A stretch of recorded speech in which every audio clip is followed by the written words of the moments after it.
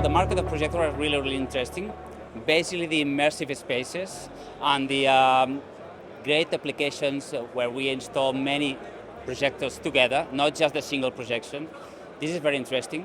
So the projectors are covering this kind of applications. So immersive applications where people are really, really inside and living experiences, visual experiences. That's why the projectors are really interesting product. So the applications are very, very diverse. And as I said before, maybe the main applications are the applications where you feel yourself inside something different. You can live something different. That's why the projection is interesting.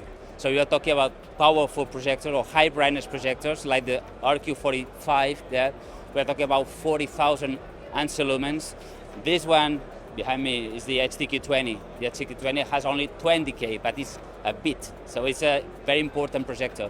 So it's a single projection, single DLP projection, and it's delivering 20,000 ANSI lumens, covering the Rec 2020 color space. So it's a really, really great product. It's absolutely a game changer. Yeah. As an engineer, as a marketing guy, it's a very good product because it's a one-chip DLP projector.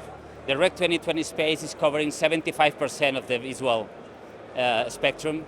So it's really, as I said, a game changer. So it's perfect, yeah.